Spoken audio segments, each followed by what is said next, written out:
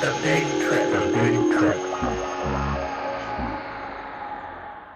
It was the end of the day, I think on a Wednesday or Thursday, and I had just finished my last class, and the nurse practitioner that had been working with me for a while came in and had paperwork in her hand, a lot of paperwork, so I knew something was wrong. And that's when she told me that I have Hodgkin's lymphoma. Octavian Mihai was just 21 years old when he was diagnosed with cancer in 2012.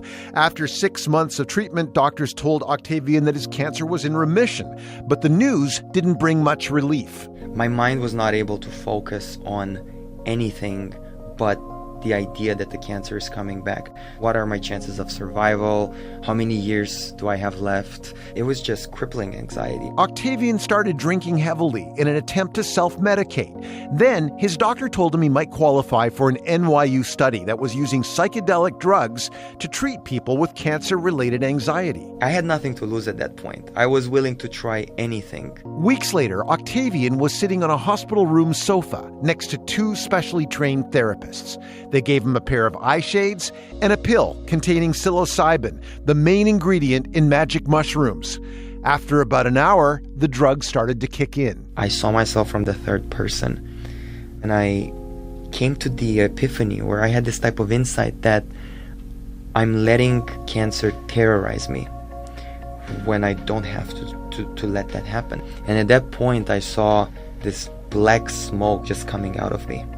And at that point, I just felt relief. I felt like I let go. Even after the psilocybin pill wore off, Octavian's anxiety about dying was gone. Now it's been 5 years since the treatment, and I've lived every day not worried about it. I love my life, and I'm here to make the most of it, and it's not a catastrophe. It doesn't matter.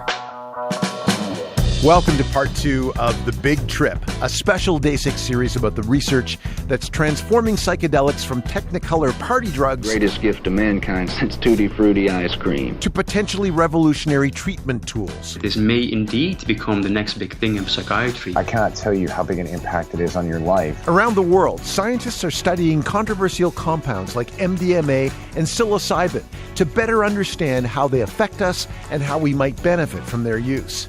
These drugs are not safe for everyone, but Octavian Mihai is not the only person who has benefited from the research. As we heard last week, psychedelics are being studied as a possible treatment for everything from addiction to treatment-resistant depression. And while sample sizes have been small, many studies have reported success rates above 60%. In the study that involved Octavian, 80% of the patients felt their anxiety lift after a single session of psychedelic therapy. But neuroscientists are still trying to figure out exactly how and why that might be happening. A metaphor that people use sometimes is it's like pressing a reset button. Alison Gopnik has a theory. She's a professor of psychology at the University of California, Berkeley. Alison is best known as an expert in child development. But in recent years, Alison's been paying close attention to the growing body of research on how psychedelics affect the brain. She says the adult brain on psychedelic drugs looks surprisingly like the brain of a young child, and she believes that could help explain its therapeutic potential. Alison, good morning. Welcome to Day 6. Hi, good morning. You've said that psychedelics seem to disrupt the brain's executive office.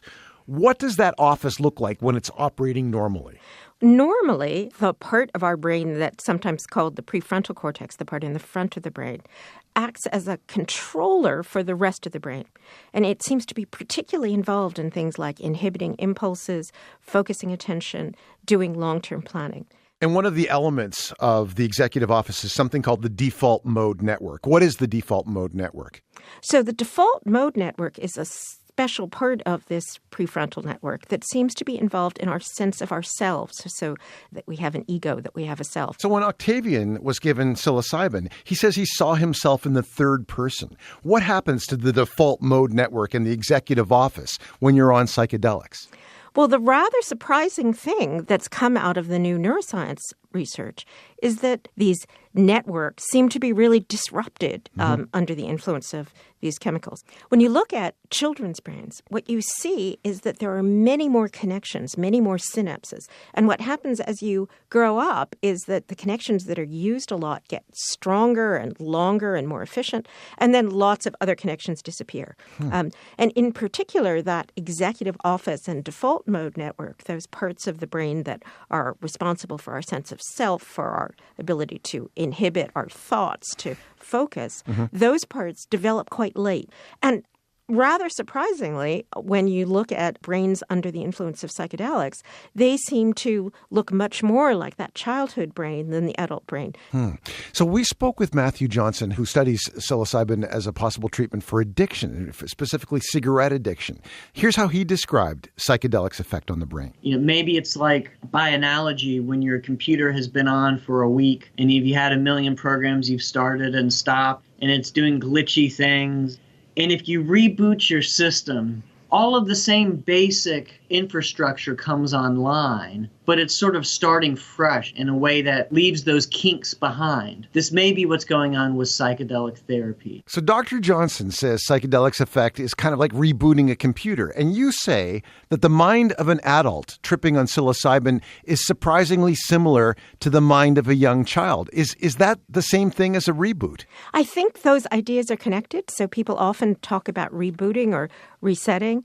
And the idea is that children have this ability to rethink the information that adults give them. They have an ability to think creatively, imaginatively, consider new possibilities.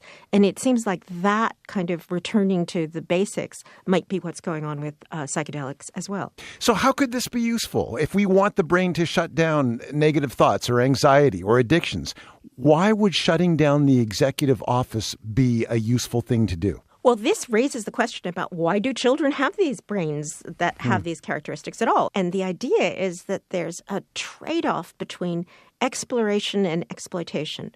So the kind of brain you need to do things very effectively out in the world is different from the kind of brain you need to learn what to do, to be imaginative, to consider new possibilities.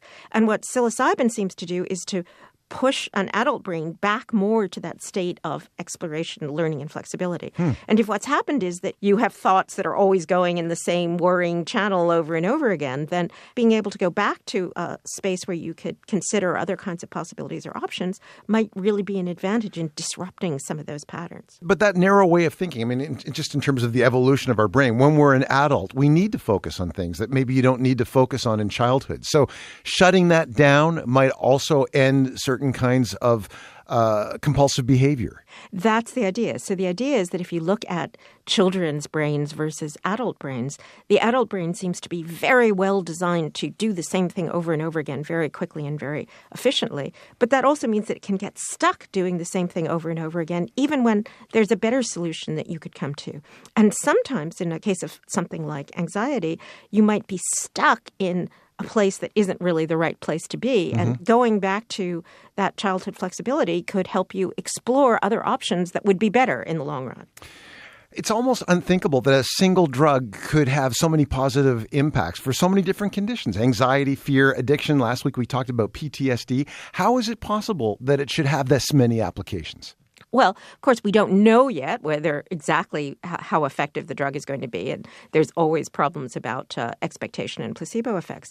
But if you think the common thing that a lot of those disorders have is this sense of a narrowed focus, that you're doing the same thing over and over again without being able to shift to another strategy or another way of being in the world. Being able to have access to other options might be important in dealing with all those kinds of problems. We've been warned for decades about the dangers of psychedelics, and we know that these drugs don't always have a positive effect. We spoke with Jules Evans of the Centre for the History of Emotions at the Queen Mary University of London. And here's what Jules told us about his experience with psychedelic drugs. I had a bad trip when I was about 18. It was characterized by intense paranoid delusions. And I had acute anxiety and stress for 4 or 5 years.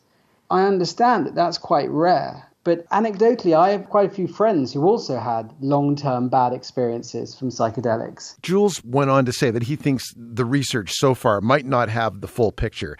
Is it possible, Allison, that psychedelics aren't as safe as researchers currently think they are?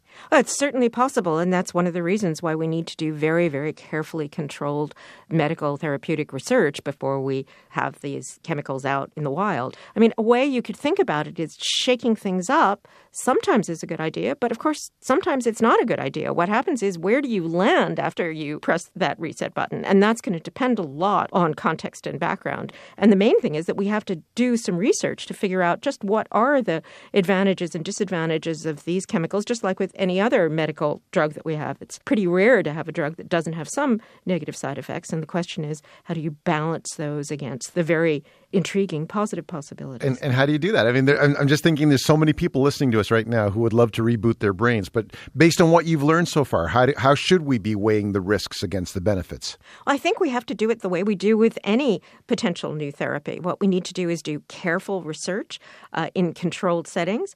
We haven't been able to do that kind of science in the past because of the particular history of these kinds of drugs. And I think there is a great deal of potential for these drugs to really help people. Allison Gopnik, thank you for being with us. Thank you. Allison Gopnik is a professor of psychology and an affiliate professor of philosophy at the University of California at Berkeley. That's it for part 2 of our series. Next week on the show, Psychedelics for All. I think there's great potential for everyday people to benefit from therapy using psychedelics. Why some advocates say psychedelic therapy could one day be as ubiquitous as meditation. That's coming up next week in the final installment of The Big Trip. The Big Trip. The Big Trip.